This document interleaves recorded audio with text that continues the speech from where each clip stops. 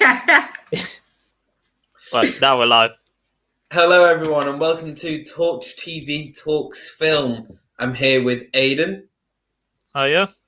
I'm here with Raoul. Hello.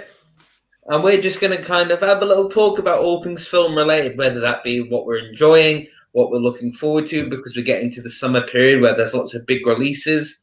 You know, we're just going to talk about everything and anything that we can think of. So I'm aware that Aidan has come with some pre-prepared questions.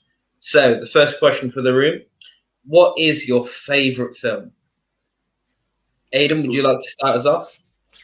All right. Well, I'll say, are we doing big faces for the questions, or? Yeah, big faces for questions. I'll say we're just trying this out, guys. So sorry if it looks a bit messy. I would say I'm not very good with this because I love so many films. Really, a recent film that I really did like, is Odyssey, all-time classic. Reservoir Dogs. I just absolutely love how.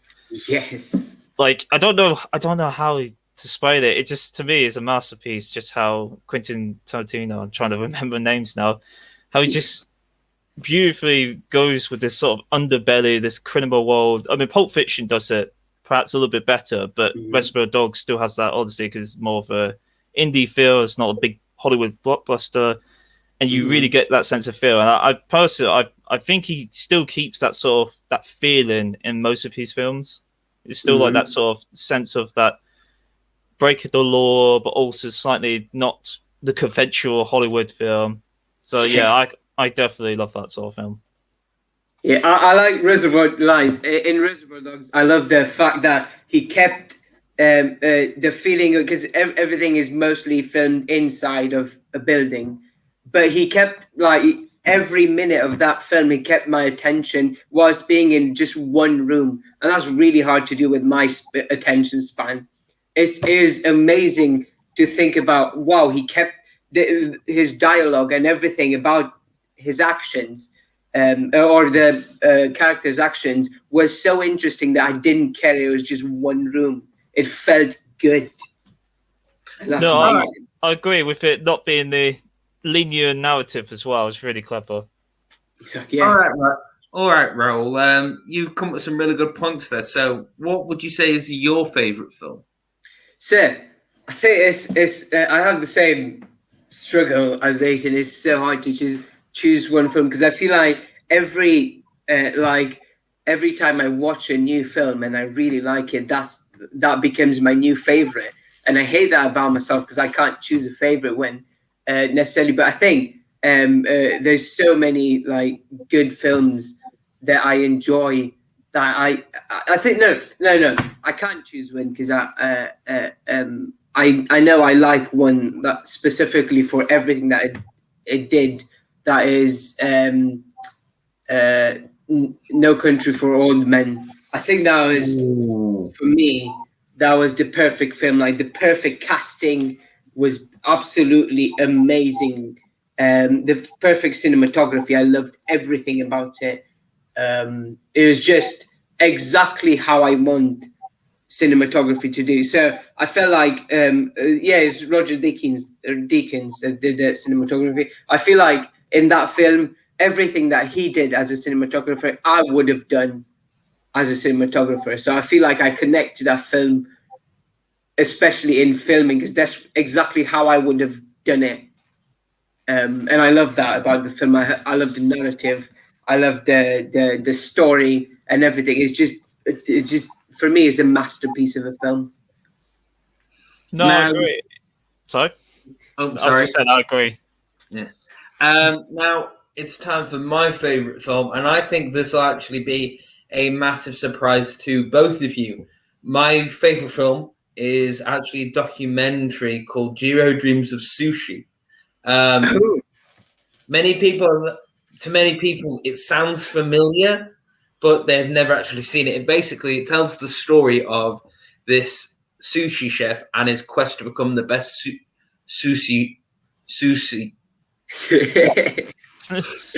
and his attempts to become the best sushi chef in the world.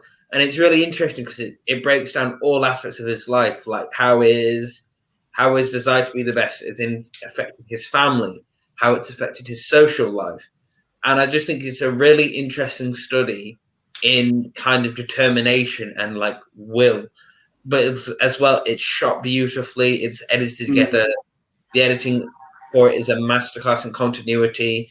It's just a super enjoyable watch. At the minute, it is free on Amazon Prime. So if anyone has Amazon Prime, I would seriously recommend sitting down watching Jiro Dreams of Sushi. It'll take you like an hour and a half, but you'll just feel good after it. That sounds good.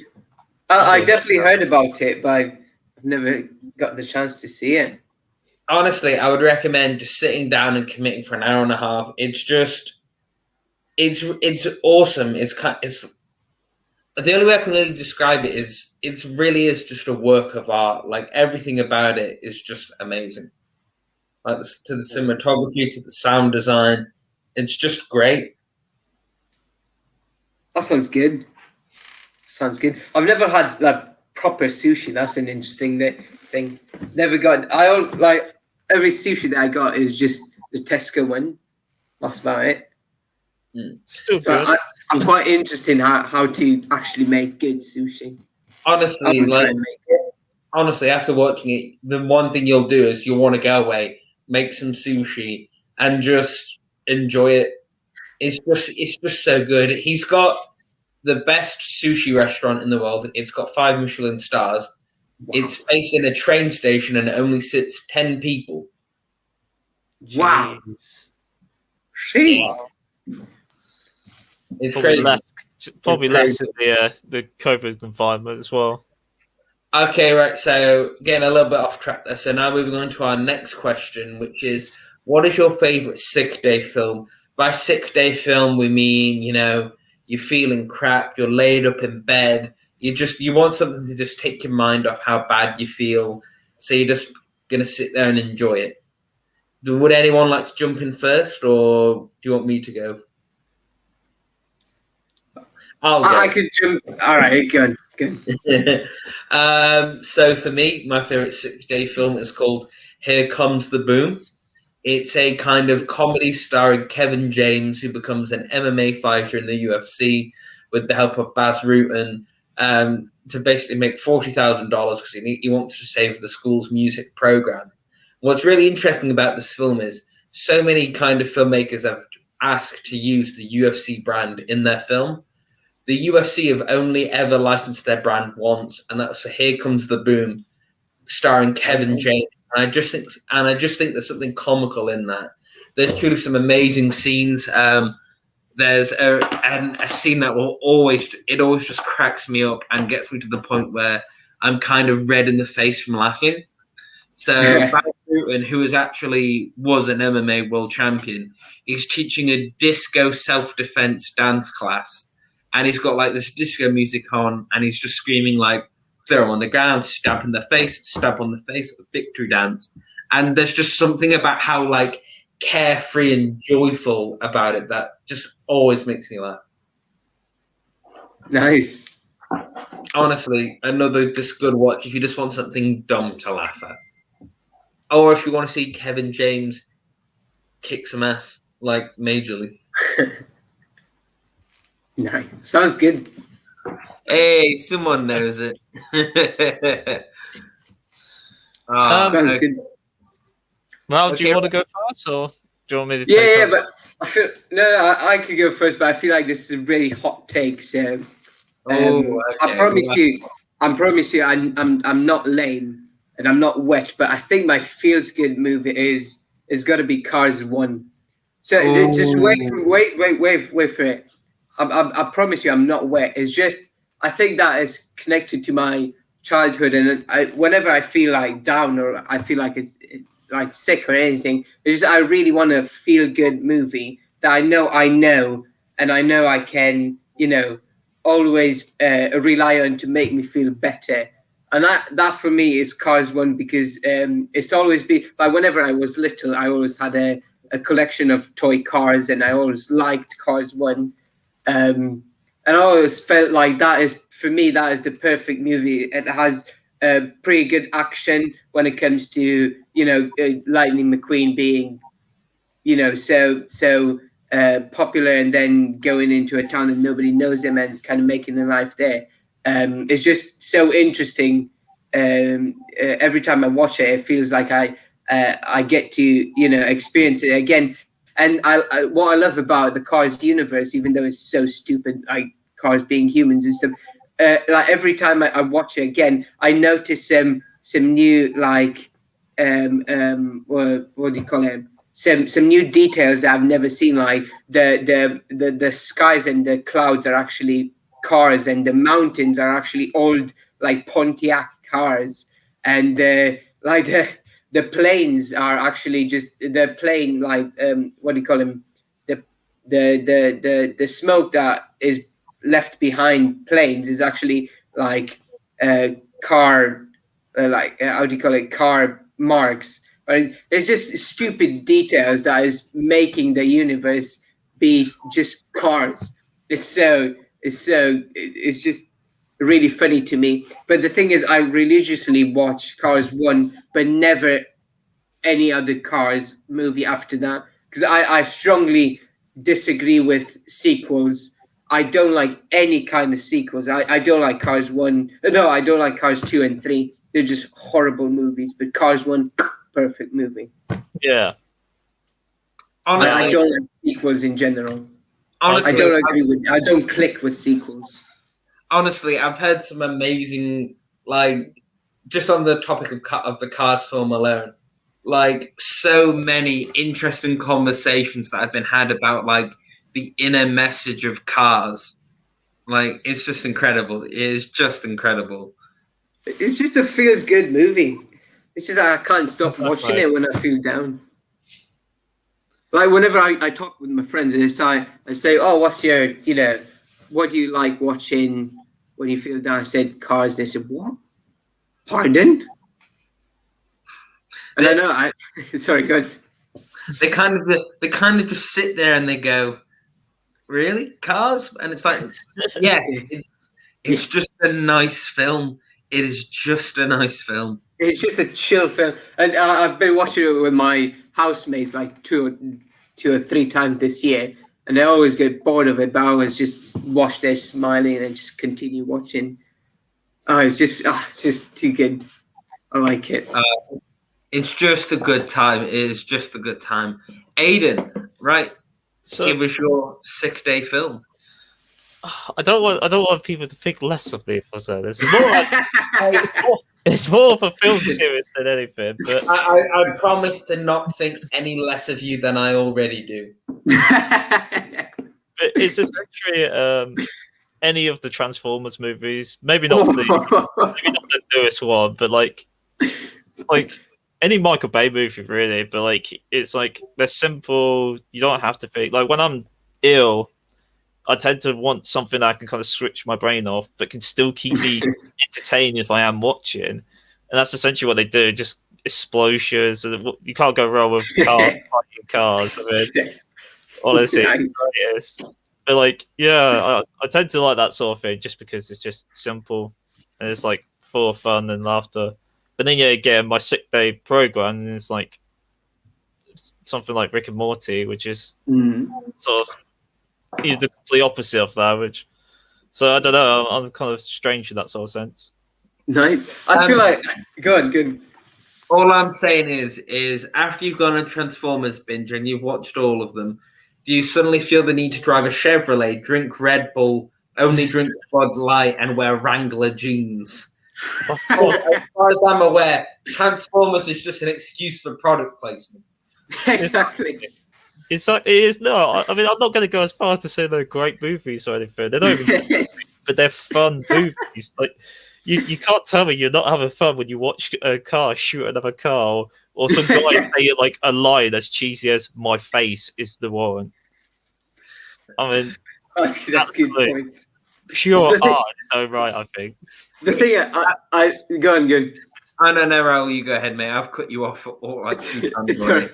I'm just too talkative. I'm sorry. The thing I like about them is this is not like an insult, but every time I watch a Transformers movie, I feel tired because there's so many cuts and the edit is so much.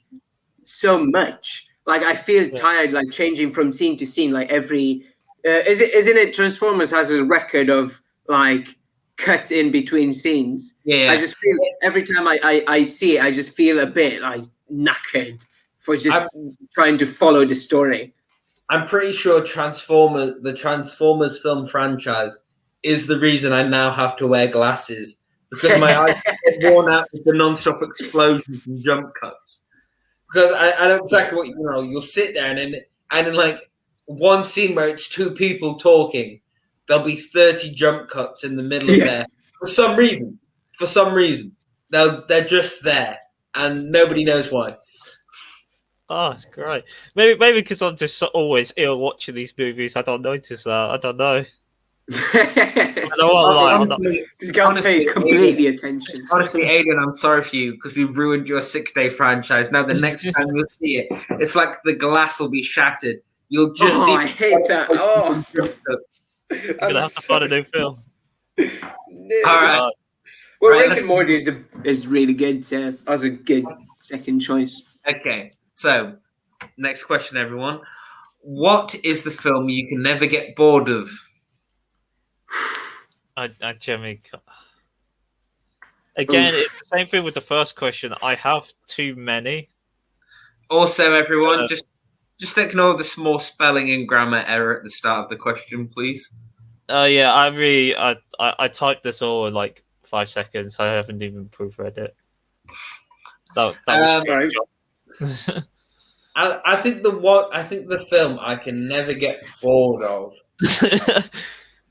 Oh god, that's actually a hard one. I'm thinking about like all of like the films I can get bored of. I think it'd probably be like the Jackass series of films, like everything they've done, because I don't know what it is, but they never get unfunny or like boring to see.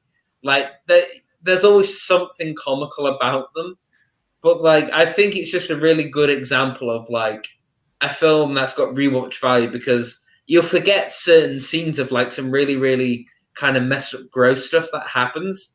Like you'll forget about it and then you'll rewatch it like 2 months later and you'll go, oh, I've completely forgot about when they vomited on this person or like, and it's just, I think as well, it's just a really good example because of like prank series of films because they're not really malicious. It's not like going out and causing a nuisance in the general public like you see all these YouTube pranksters do.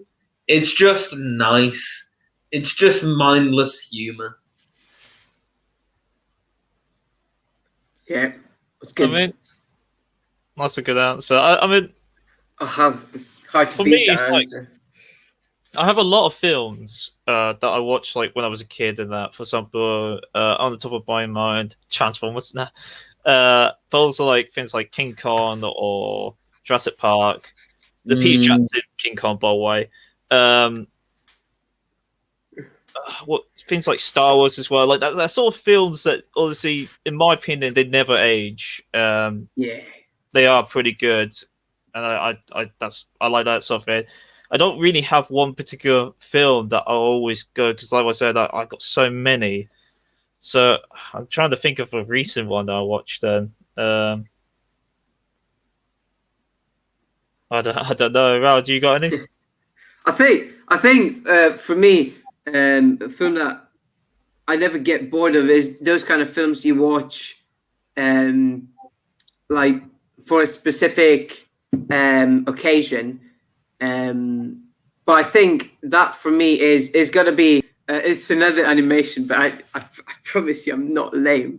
So, but I think the film I never get bored of is Nightmare Before Christmas, the Tim Burton film. Because it's one that I watch in between Halloween and Christmas. But I also like sometime in the year I just feel like watching that film again. Is that kind of film I could never stop watching because it is so. First of all, because it's a stop motion animation, is so interesting to just see them and just think about what the people have gone through to make that. It's just amazing to me, and I love that, and I love to see every kind of detail. Like whenever there's a scene, I like to just pay attention to every kind of. I'm boring. I promise you, I'm boring. But I like to watch every kind of like scene and kind of try to notice every kind of frame. And how they moved the how do you call the clay, and how it moved and how it differentiates from the other kind of scenes, and that's interesting to me. And I mean, it's I agree. The detail that goes into something like stop motion is phenomenal. is amazing. Yeah, It's it is. amazing. Honestly, yeah. No, I do agree. Like anything like that.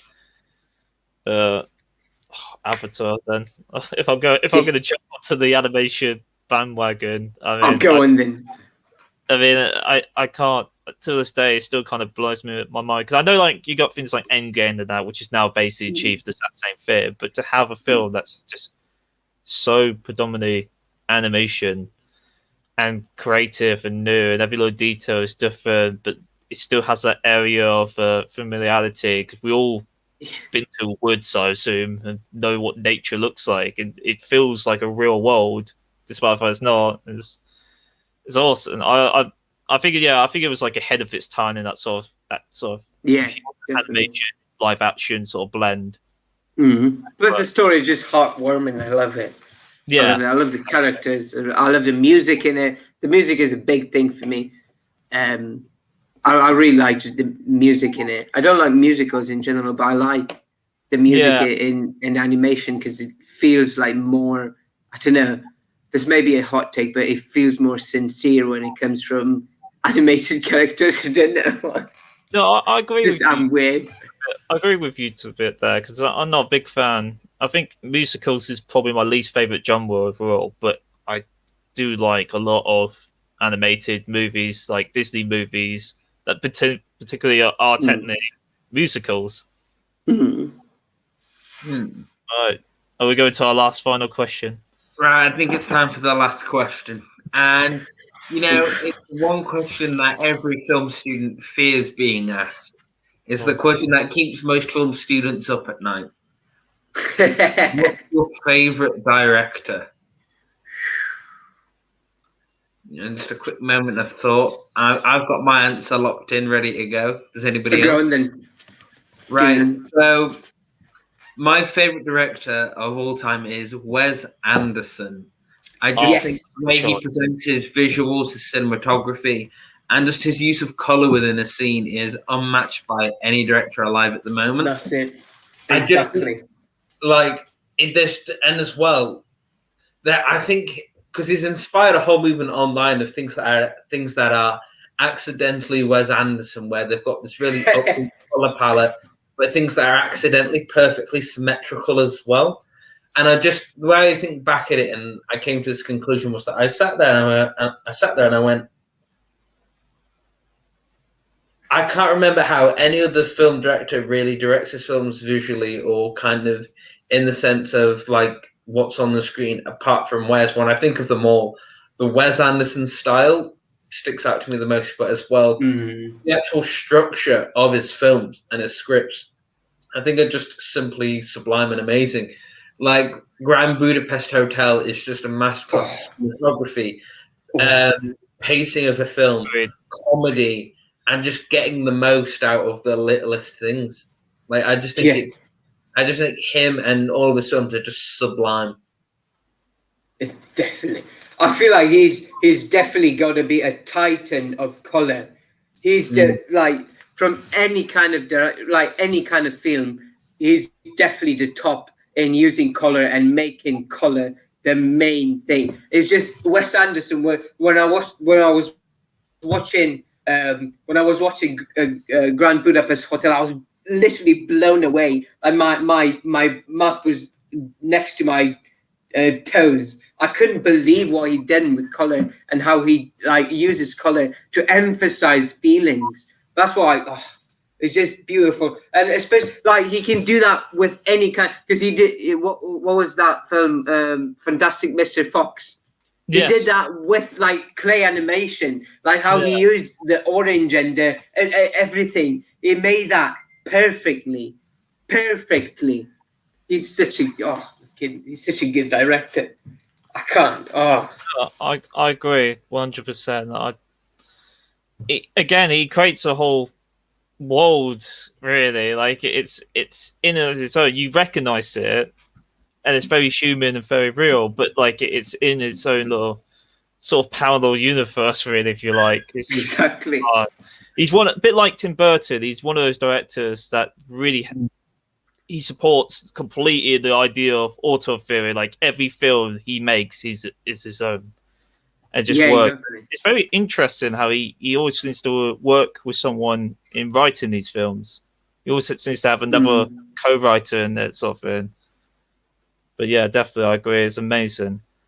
Just simply amazing.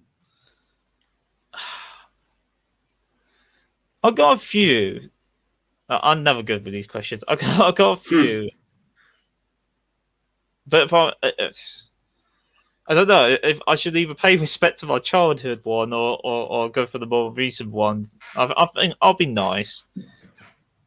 And also, I'm referring more back to his films, his early works in the 70s, the 80s, and the 90s. Not so much his recent stuff, I won't lie. I think he's gone down the hill in his directing choices.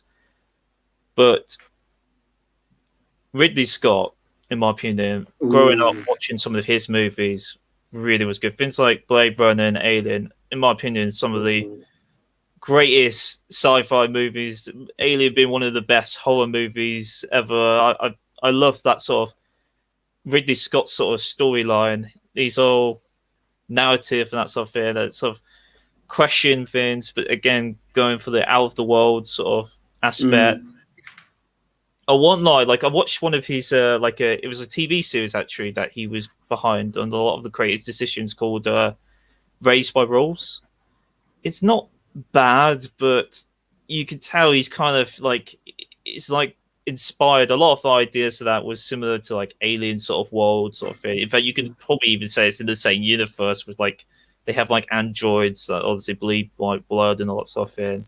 And like I said, there's some really good parts of it, but I feel like as a director, or he does more producing now anyway, but as a film creator, he kind of lost his taste a little bit, I think, which is it's a sad truth for a lot of them, really. They get to a point where they start dipping before they go, unfortunately.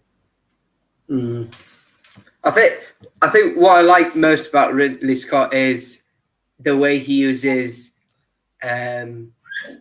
climax and the way he kind of builds up the story to a point and then like kind of something just deflates and then rises again and then deflates and rises. I love that. Like his range of narrative is really dynamic, and I love that.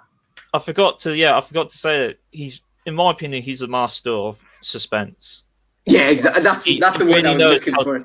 He really knows a slow bit. If you don't like slow movies, then he's not a director for you. But he's really good at slowly building the story while still grabbing your attention. If you just honestly give it a bit. Yeah. So what's your final? What's your ultimate director? Like my heart is like fighting for two names, but I think one like I'll pick like always makes me smile. So my choice would be, and this is really cliche, but is Quentin Tarantino, and then the other one that actually I think won my heart is Edgar Wright. And wait for it, yeah. Edgar. I love like Edgar Wright in every shape and form. Is such a good director in everything that he does. I love Quentin Tarantino for what he did, because his work is just amazing and a masterclass in narrative and a masterclass in just being a complete badass. I love that about Quentin Tarantino, and I love his kind of films. But I think what Edgar Wright is doing is what I would do, and what I've done, like what I've done in my like scripts and stuff, even before actually liking him. So I was doing what he does, and I can find my personality in his editing and in his way of directing. Like I was watching Baby Driver the other day, and I kind of was absolutely blown away how he uses music with his like accents in films, and how he uses his narrative and music to emphasize the personality and the feeling of the character. There's the same with like the Cornetto trilogy is just absolutely amazing. Like everything, like the narrative was great. The casting was absolutely perfect, spotless. The memeability, the memes that came out from every one of his films is just amazing, and I love that. And I just find myself more in what Edgar Wright does than Quentin Tarantino, but both of them titans of directing. I feel like Edgar Wright just wins my heart. Definitely. No, I agree. I do like the Cornetto series. I think they're very they should get more praise than they get. Iconic. Honestly, I think as well, like the Cornetto trilogy, I think is just a really nice intro to a lot of like what filmmaking actually is. Because they're films that are completely opposite in a lot of regards to each other. They are completely different. But I think when you actually learn that they're a trilogy and they're all linked together, I think that really just opens people's mind to what a film can be. And I think that's one thing Edgar Wright really does well.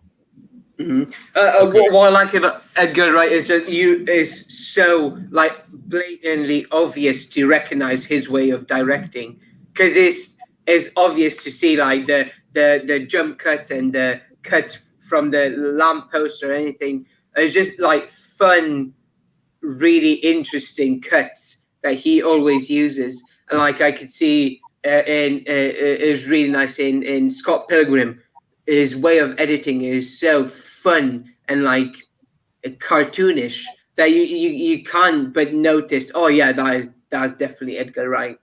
Yeah, it's just obvious it's him, and I like that, and he uses that for his advantage. Right. Very, very interesting. So, ladies and gentlemen, we are officially out of questions for this nice little kind of live podcast. I guess what we've done here. So 30 minutes. 30 minutes. That's perfect time. Perfect timing. Exactly what we wanted. So we're going to wrap up now. I've been Joe with Aidan and Raoul. I hope you've enjoyed our talk about all things film, filmmaking, film related. Thank you for tuning in. Thank you. Thank you.